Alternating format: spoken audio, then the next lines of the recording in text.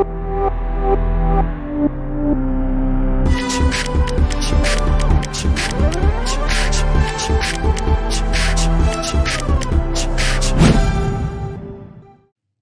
दोस्तों, अगले क्वेश्चन की ओर बढ़ते हैं। लेट्स सी क्या है। ये थोड़ा सा इंटरेस्टिंग क्वेश्चन है। एक रॉकेट अपने लॉन्च पैड पे खड़ा है। एक रॉकेट जो है वो अपनी लॉन्च पैड पे खड़ा है। रॉकेट का मास जो है वो है m0। t इक्वल्स टू 0 पे इसका मास जो है that is equals to m0। Gravity इस डायरेक्शन पे लग रहा है, ठीक है। नाउ रॉकेट अपने रेस्पेक्ट में हमेशा u वेलोसिटी के साथ with a dm by dt c के रेट से फ्यूल को फेंकता है, ठीक है। अच्छा, c into u equal is less than m0 g दे रखा है, ये दे रखा है, राइट। तो सवाल ये है, find velocity and displacement of rocket. Velocity and displacement of rocket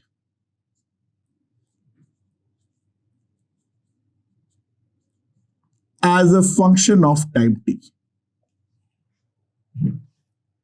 Find the velocity and displacement of rocket as a function of time t. And now, by the way, sufficient fuel है, वो tension मत लेना। और इस पूरे process के दौरान जी को यूनिफॉर्म मान लेना है, ठीक है। यानी हमें छोटा सा लेवल तक ही देखना है, अप टू 10-20 किलोमीटर, उसके आगे हमें देखना नहीं है, ठीक है। ओके, नाउ यहां पर सबसे पहली बात क्या है, ध्यान दो, जो हमारा थ्रस्ट फोर्स होगा वो तो फिक्स रहेगा c इंटू यू पे, वो हमारा m0 g से कम है। तो ध्यान देना इस वाले क्वेश्चन में, rocket will initially not lift up, rocket will initially not lift up. इसका कोई भी लिफ्टिंग जो है वो हमारा होने वाला ही नहीं है। रॉकेट यहां से बिल्कुल भी लिफ्ट अप नहीं होगा, वो स्टेशनरी रहेगा। कब तक स्टेशनरी रहेगा? It lifts up when c into u becomes m into g. Obviously rocket में से फ्यूल निकलेगा तो उसका मास कम होता रहेगा। कम होते होते होते होते जब थ्रस्ट फोर्स और mg हमारा इक्वल होगा, उस पोजीशन में रॉकेट हमारा जस्ट लिफ्ट अप होने वाली है, राइट। तो रॉकेट जब जस्ट लिफ्ट अप होने वाली है तो उसके बारे में ध्यान दो। मैं टाइम अगर लिखूं c into U m0 minus ct into G. So m0 minus ct not cu by G. So simple सी बात है, c into T not equals to m0 minus cu by G. तो टी नॉट का जो value आएगा that is m0 by c minus u by G. ये हमारा time है टी नॉट, ठीक है। और ध्यान देना, till this time velocity that is equals to displacement is equals to 0.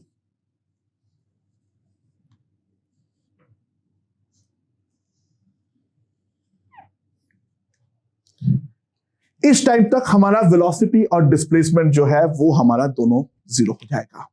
मेरे ख्याल से ये बात हमें समझ में आई होगी, राइट। वेलोसिटी भी 0 है और डिस्प्लेसमेंट भी 0 है।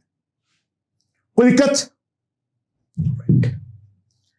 नाउ यहां से वो लिफ्ट अप जब हो जाएगा, उसके बाद आफ्टर लिफ्ट अप अगर मैं देखूं,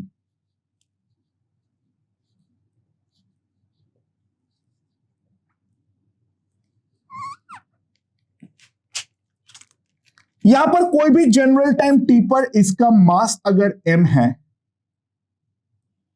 तो डाउनवर्ड इसके ऊपर mg लगेगा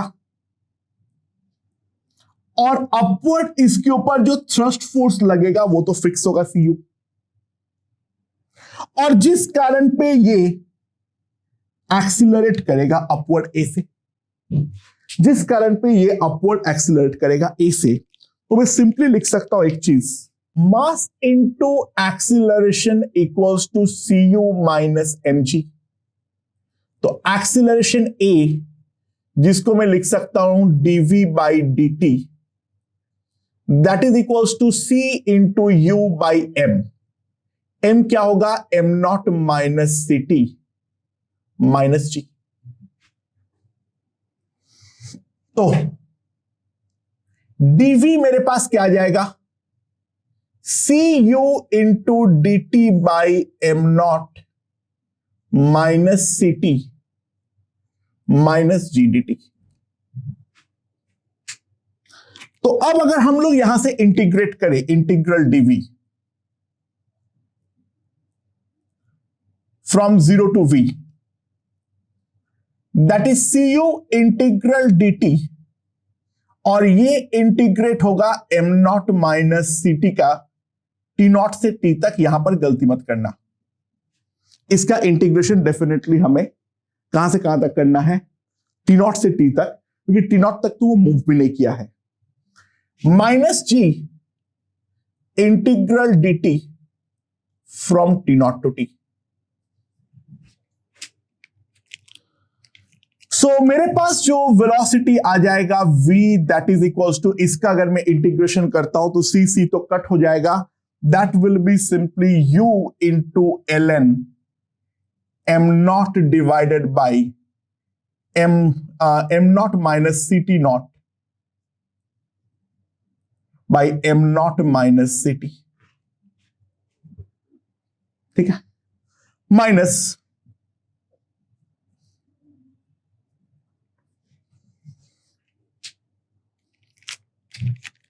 so what we get is, अच्छा दोस्तों ध्यान देना, m not minus C T naught that is equals to C U by G. m not minus C T naught, इसका जो वैल्यू आएगा वो हमारे पास क्या आ जाएगा? सी यू बाई जी। ठीक है, सो उसको पुट कर दो, हमारे पास आ जा रहा है u ln C U by G plus G T naught. ये वाला टर्म तो पूरा ही हमारा कांस्टेंट है, minus U ln m not minus C T minus G T. This is the velocity, this is the velocity as a function of time t, जहां for t greater than or equals to t naught. So for t equals to 0 to t naught, this will, the velocity will be definitely 0. ठीक है, this is for the t less than or equals to t naught. ठीक है, and उसके बाद ये वाला velocity के साथ ये आगे की तरफ बढ़ता रहेगा। एंड ये जो वेलोसिटी v है, that can be simply written again as dx by dt। ये पूरा चीज एक कांस्टेंट है, इसको मैं नाम दे देता हूं c1, minus U ln m not minus C T minus G T. So मेरे पास सिंपली आ जाएगा जो टोटल डिस्प्लेसमेंट x, इसको इंटीग्रेट करूंगा c1 into T minus T not minus u ln m not minus C T का integration, that has to be integrated from t not to t minus g integration t dt. Again, it has to be integrated from t naught to t. ठीक है। बस मैं integration यहां पे करने की देर है, मैं ये सारे टर्म को वापस नहीं लिख रहा हूं, बस मैं ln वाला इंटीग्रेशन दिखा दे रहा हूं कैसे करना है। Integration of ln m not minus C T D T from T not to T, ये अगर मुझे इंटीग्रेट करना है तो सबसे पहले m not minus C T को z मान लो, तो m not minus C T अगर हमारा z है तो क्या आ जाएगा मेरे पास, minus C D T is equals to D Z. ठीक है। सो यहां पर जो इंटीग्रेशन आ जाएगा that will be equals to minus 1 by C L N Z into D Z, और z का जो इनिशियल वैल्यू है वो है m not minus C T naught, और z का जो फाइनल वैल्यू है that is m not minus C T. यहां से यहां तक इंटीग्रेट करेंगे एंड ln z का इंटीग्रेशन के लिए हमें इंटीग्रेशन बाय पार्ट्स इस्तेमाल करना पड़ेगा, that will be equals to minus 1 by C 1 into ln z, पहले 1 का integration z minus ln z का डिफरेंशिएशन 1 बाई z, 1 का इंटीग्रेशन z, और ये हमारा इंटीग्रेट होगा from m not minus C T not to m not minus C T. So इसके बाद जो भी इंटीग्रेशन है इसको कर लेना है, वैल्यूज पुट करनी है, ये तो सिंपली हमारे पास z आ जाएगा। ठीक है, तो मैं इंटीग्रेशन पे अब जा नहीं रहा हूं, तो डिस्प्लेसमेंट जो है वो इस तरीके से हम आसानी से निकाल सकते हैं। ठीक है, ऑब्वियसली वैल्यूज वगैरह दिया हुआ होगा तो इंटीग्रेशन थोड़ा आसान होगा, बाकी वेलोसिटी और डिस्प्लेसमेंट जो एनालिसिस है वो मेरे ख्याल से यहां से समझ में आ गया होगा। ओके,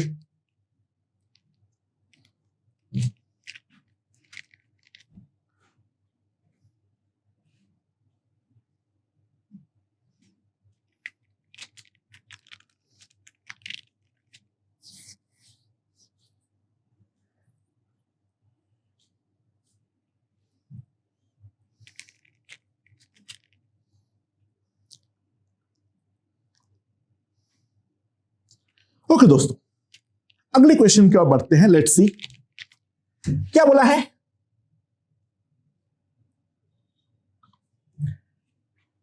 हमारा जो एक रॉकेट है वो रॉकेट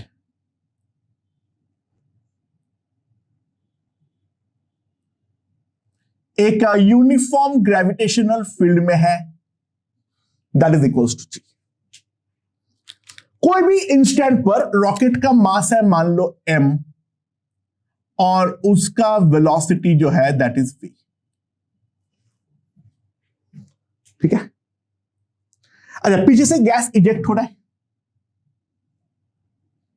जो गैस इजेक्ट हो रहा है that dm by dt mod is equals to km। k is a positive constant and m is the instantaneous mass of the rocket, और इसके रेस्पेक्ट में बैकवर्ड डायरेक्शन में with a velocity of u, relative velocity of u, ये gas हमारा eject होता है। अच्छा, but ये रॉकेट जो है ये हमारा एयर रेजिस्टेंस का भी सामना कर रहा है, और एयर रेजिस्टेंस का वैल्यू है mvv, जहां पे v हमारा instantaneous velocity of the rocket है। ठीक है, इनिशियली रॉकेट जो है वो हमारा रेस्ट से स्टार्ट हो रहा है। इनिशियली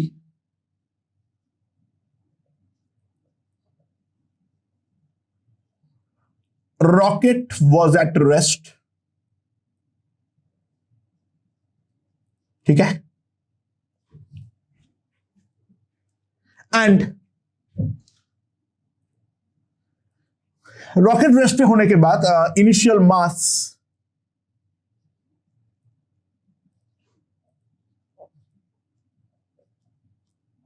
m0 है।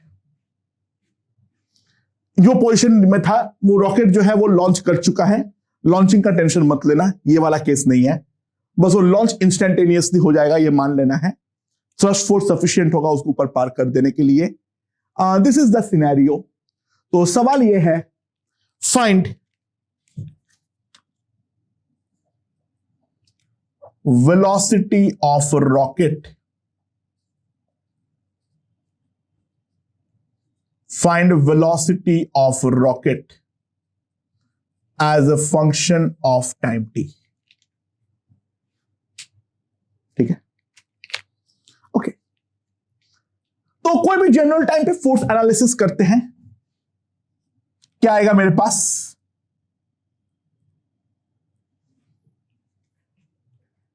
इस रॉकेट के ऊपर एक डाउनवर्ड फोर्स लग रहा है, डेफिनेटली mg। रॉकेट ऊपर की तरफ v से मूव कर रहा है, तो जो एयर ड्रैग लग रहा है वो भी डेफिनेटली हमारा डाउनवर्ड लग रहा है mbv। और जो हमारा एक अपवर्ड थ्रस्ट फोर्स लग रहा है, that thrust force is equals to km into u, the rate of change of mass into the relative velocity, that is equals to u। और इस कारण पे रॉकेट मान लो अपवर्ड डायरेक्शन में एक्सिलरेट कर रहा है with an acceleration of a। So मैं सिंपल फोर्स इक्वेशन से लिख सकता हूं ma is equals to kmu minus mg minus mbv। So acceleration a is equals to ku minus g minus b into v। So मेरे पास a जो है that is equals to dv by dt। a जो है that is equals to dv by dt, and that will come out to be equals to ku minus g minus bv। ठीक है, इसको इधर नीचे ले आते हैं। So dv ku minus g minus bv that is equals to dt। And now if I integrate t equals to 0 पर इसका इनिशियल वेलोसिटी 0 है और t पे इसका वेलोसिटी है v। सो इसका इंटीग्रेशन में सिंपली यहां पर -1/b बाहर आएगा, ln ku minus g minus bv from 0 to v that is equals to t। So मेरे पास क्या आ जाएगा? ln ku minus g minus bv divided by ku minus g that is equals to minus bt। So what I get is, अगर मैं divide कर देता हूं 1 minus b divided by ku minus g into v is equals to e to the power of minus bt। अब मेरे ख्याल से सब कुछ आ चुका है, बस उसको सिंपली लिखने वाली बात है। So velocity v will be ku minus g upon b into 1 minus e to the power minus bt. That's the velocity as a function of time t. अच्छा, टर्मिनल वेलोसिटी कितना होगा अगर ये पूछा है, टर्मिनल वेलोसिटी कितना होगा? Terminal velocity निकालने के लिए v equals to v terminal as a t tending to infinity. तो t टेंडिंग टू इंफिनिटी पे e to the power minus infinity वो वाला टर्म जीरो हो जाएगा. तो v टर्मिनल जो मेरे पास आएगा that is equals to ku minus g whole divided by p. That is the terminal velocity. And now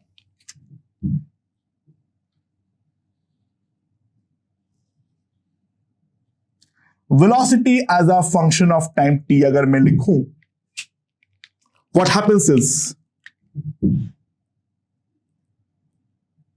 this is vt. t equals to 0 पे इनिशियली 0 से चालू होगा and finally the velocity will rise to infinity. Now this is the final velocity जो हमने निकाले हैं. और final velocity कब अटेन होगा? फाइनल वेलोसिटी तब अटेन होगा जब हमारा नेट अपवर्ड और नेट डाउनवर्ड फोर्स इक्वेट होगा. अगर हमें केवल टर्मिनल वेलोसिटी पूछता तो इतना मेहनत मत करो, बहुत सिंपल सी बात है, यहां से हम डायरेक्टली लिख सकते थे the net thrust force KMU must be equals to the net downward force MBVT. So MM is gone, so VT is equals to KU minus G divided by B. हम नेट फोर्स को equate करते हुए भी आसानी से terminal velocity को निकाल सकते थे. ओके.